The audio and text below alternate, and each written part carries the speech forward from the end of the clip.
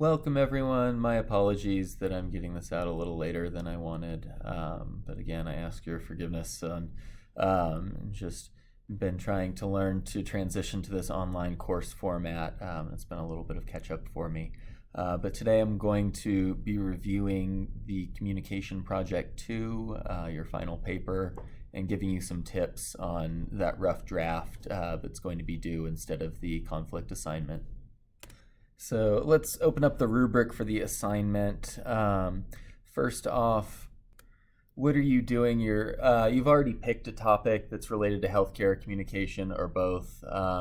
And then the project is writing an essay on it. So you're going to use APA format. That's essentially the format I've used since I've entered healthcare. I'm sorry that I didn't put a link to a good website for that format in the paper rubric. But conveniently, if you just Google APA format, the first thing that pops up, Purdue OWL, their online writing lab, which is a fantastic resource and has been for years and years and years. Here's some general guidelines. They've got everything that you need to know about APA. There's a style introduction that you can read if you want. The APA general guidelines are to have a running head, which is not required, so you don't need a page header. Everything else, though, let's see, major paper sections, you are not required, no abstracts, you are not required to do that. But please have a title page, and this gives you all of the instructions on how to format it perfectly, gives you an example of what one looks like. Another example, and abstract, again, unnecessary, and then you'll have the body and the references. And so this will even have, let's see, let's go on this journey together to find how to do the references. All right, so back up towards the top in that little list of things they have available, reference list basic rules. Oh, is this going to give us all the basic rules right here? Wonderful. So how to format it. And then also, I don't think I've shown anyone this in this class yet, but you can format into APA format in Microsoft Word. But that's a little bit above the scope of this. So if you do want that, please just drop a comment and I'll make a video about that. It's a wonderful tool. Other than that, let's go back to the paper. So I tried to organize these somewhat into steps. We have step 2, read the rubric. That is down below right here, which will tell you exactly the point levels you will be getting. And it also breaks it down. It gives you something to focus on for the different pieces of your paper. There's the formatting, which we just mentioned, APA format. Overall, it should be about 3 pages in length, 1,000 words. You should have an introduction, body, and conclusion. You should have that cover page. You should have that reference sheet, proper sources. And you can see that in this, proficient is generally going to be what the requirement is. And let's see, grammar, syntax, and spelling. So if you use straightforward language that generally conveys meaning to readers with few errors, that's what I'm looking for. For your paper format, the cover page with title is formatted correctly. Reference page with some errors in formatting, 3 pages in length. And I do say that because it is a little bit of a transition trying to get into that formatting, so I don't expect you to be absolutely perfect, but I do expect you to show some effort to actually learn the formatting techniques. Okay, the context of and purpose for writing. This means you understand your writing's place in the world. You're considering audience, purpose, and circumstances. If you are just expecting that I am your only audience or you are your only audience, that's not going to get you very high marks in this category. The ideal in this is for you to be picking a topic that you are connected to or care about in some way, want to learn about, want to teach others about, want to argue about. It's the purpose is for you to be expanding your own horizons, learning more while applying these communication techniques. and in such a way that also educates your classmates. There's a reason that I want you to review each other's papers. I think you'll benefit a lot from seeing both comments from each other and just what interests other people. All right, content development, that's going to be your actual content. What are you talking about? What are you writing about? What are you sharing about? Do you share it in a logical way? Does it flow? Does it have good structure? Can I understand what you're telling me, what you're sharing with me, what you're teaching me, what you're trying to argue for? And let's see, in order to be proficient, you need to use appropriate, relevant, and compelling content to explore ideas. To a large extent, flows logically with good structure. So this is why I've encouraged outlines, and I'll continue to encourage them, and I'll show you a little bit more about them. Finally, sources and evidence demonstrates consistent use of credible, relevant sources, meets all paper requirements.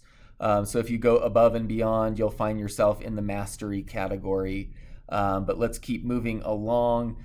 So pick a topic that is related to healthcare, communication, or both. And I do want to be a little bit flexible, as long as it's loosely related. If it captures your interest and you want to write about it, go for it. So decide on the types of essays that you want to write. This is one that I wanted to specifically talk about together. Oh, sorry, I'm all in the black there. 1 second. Always with the hiccups with the recording software. Okay, let's look at something else, which will be another quick hiccup. So I liked this document about different types of essays because it gave you some essentially like little recipes to start from. So it breaks down, you need to decide what kind of essay you want to write. Persuasive essays are generally the most common. You're going to be presenting a clear argument, a thesis statement, with investigatory research, evaluating evidence, and you're going to be writing conclusions using logical flow. So here, they say clarity is the key to argumentative writing, and I would say this is assertive writing, not aggressive writing. So you've got in here a little recipe in 5 paragraphs that might not quite fill out what you need. You can add more body paragraphs to it. But the idea holds true that you have an introduction where you're going to try and hook your reader, give a good, interesting, compelling first sentence, why they should care about all this, give them a little background, and then state your thesis, convince them of your thesis in those body paragraphs, and then finally wrap things up. Descriptive essays are a little bit different, and you can see each of these are structured a little bit differently. Perhaps you really want to educate someone about a certain topic, then your thesis might be more learning objective oriented, which I will share with you in just a moment in an example. There are also narrative essays. This could be something like trying to share a patient experience. I would say that would be a way to humanize something. You could you could have a narrative essay as a patient yourself if you've been a patient. And then in the process of that narrative essay, you could cite journal articles demonstrating how your experience is not uncommon, and you could be really giving a human side to that experience.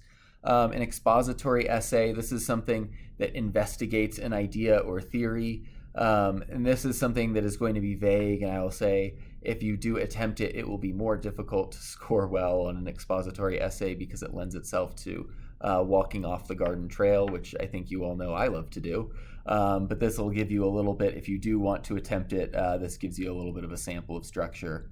So there are also some others: compare and contrast, cause and effect, critical analysis.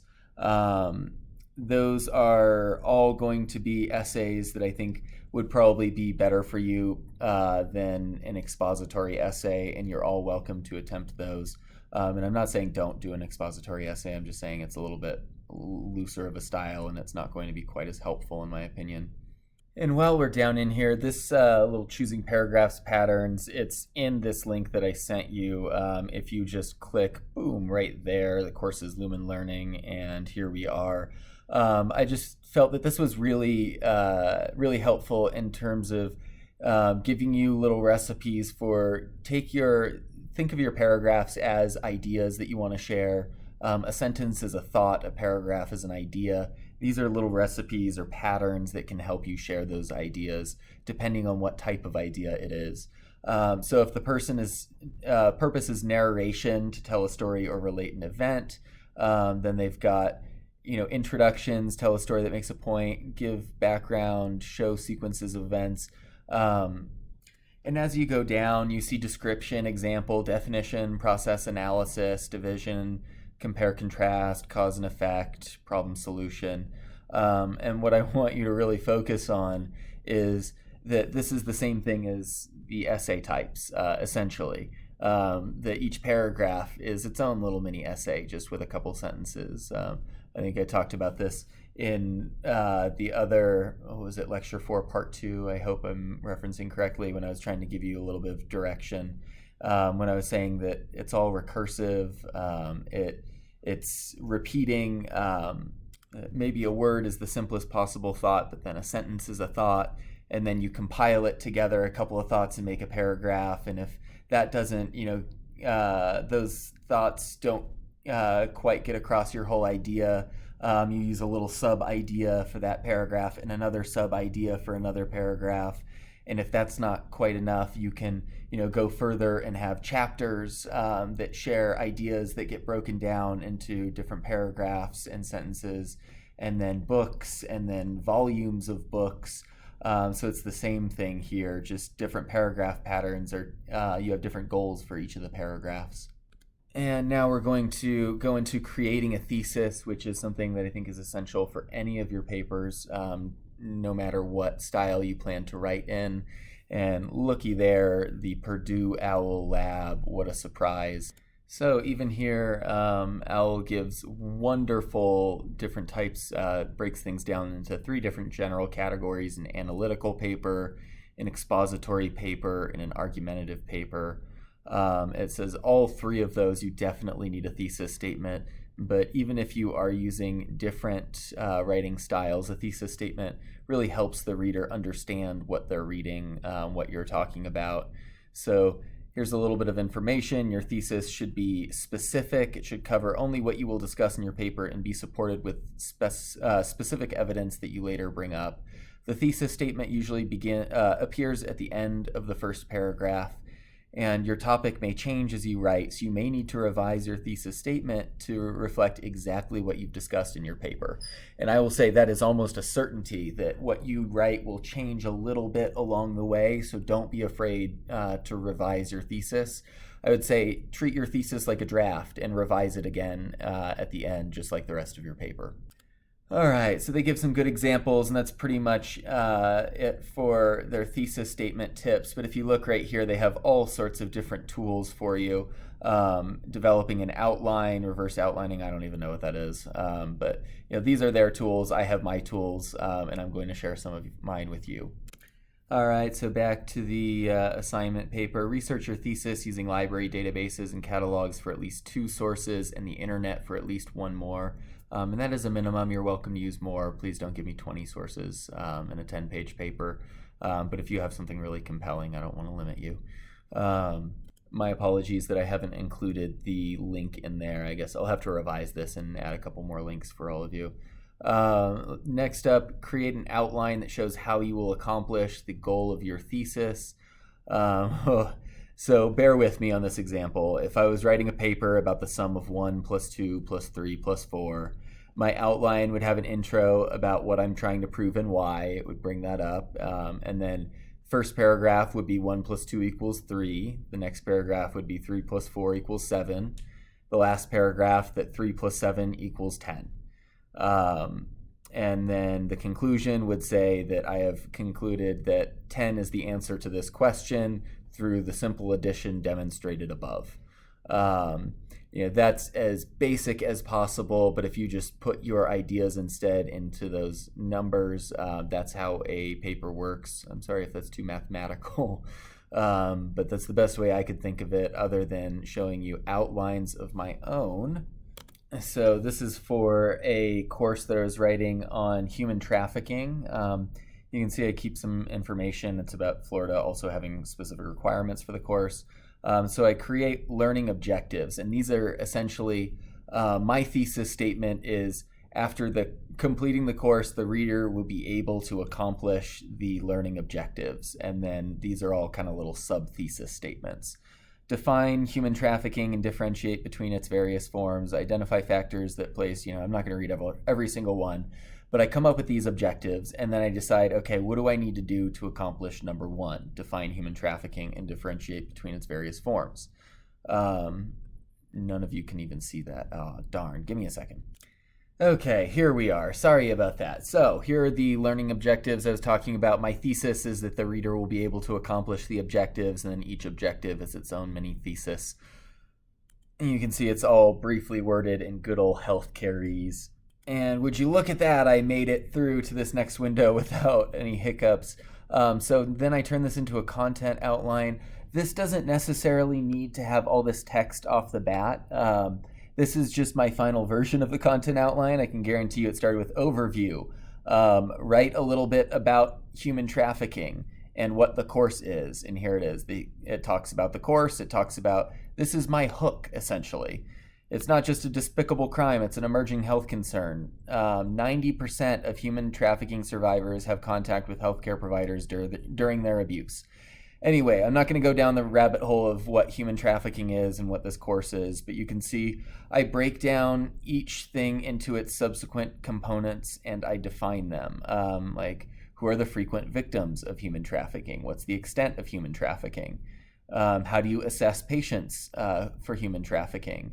What social services are available? And then once I get through that, I fill in the gaps. Then I have my detailed outline, and you can see that I love that Microsoft Word references tool, and I will probably end up doing a video showing people how to do it because I think it's so useful, and I'm hoping everyone can use it. But yeah, just look through what we were just looking at. Now these social services a little bit expanded, sorted better. I have references for everything I'm stating. I have hotlines. I have all the information that I plan on using in my writing. It just isn't written together yet. You can see these are all assessment questions. I had a little section that said assessment of patients, and now I have all of the how to assess patients. You can see all this section, I think things that I might have either taken out or moved around. So this is what I'm getting at right before I end up writing. So the paragraphs tend to fall into themselves based on the organization of the outline. So here we are at the first draft, and you can see in this, it's a little bit different than what your papers will look like because it's a draft for an educational manuscript. And so it's broken down into smaller sections, generally paragraphed out and then sorted by that. So it's really easy to get to one section from another, and it's easy to actually read on the phone. But it's not going to look like your traditional academic paper. This section looks a little bit more like it. But, so this is really easy to create from a detailed outline like that because you have so much material to pull from. You've already prepared so much. All of a sudden, wow, you have 3,237 words on human trafficking just because you did a couple of really good outlines. So here we are back to that original rubric or assignment. So you've already made your discussion post with the source you plan to use and how you plan to use it. Now you're in that paper writing phase based on the outline, hopefully. Make in-text citations. That means inline citations, and those are the citations in your actual text that refer to the reference pages. They're parenthetical citations. And if you have any questions, please reference the Purdue OWL APA formatting information. Let's see, it should be a minimum of 1,000 words or about 3 written pages. Please don't go crazy on me, but again, if you have something compelling, I don't want to limit you.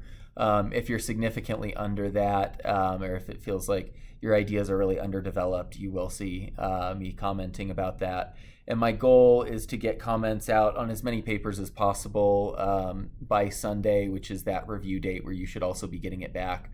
I won't be doing any specific reviewing of your papers in terms of grammar, style, structure. What I will be doing though is essentially giving you a rough idea of what your paper would earn at the moment. As long as you put forth a decent amount of effort, you're going to get good credit for that discussion. Really, the goal is to give you an idea of where you're at so you can put in the appropriate amount of work and get the grade that you want in your paper.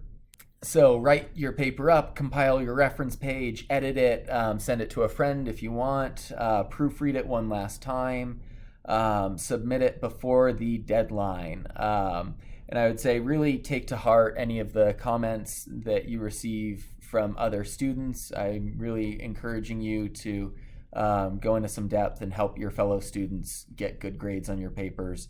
A good review can really help because let's say there's some punctuation errors. I might comment on that in my little comment on your discussion post, but I don't have time to, in the next couple of days, go through everyone's and correct everyone's punctuation. So if you're reading one with punctuation errors, try and help them with the punctuation. Make friends. If I see anyone being really helpful in the discussions, I will reward it with extra credit appropriately. Proofread your paper one last time right before you submit it. Make sure there's not any glaring errors. Submit it before the deadline. And this is something that I want to be a little more strict about. I know I've accepted a lot of late assignments from students, but this is the end of the semester.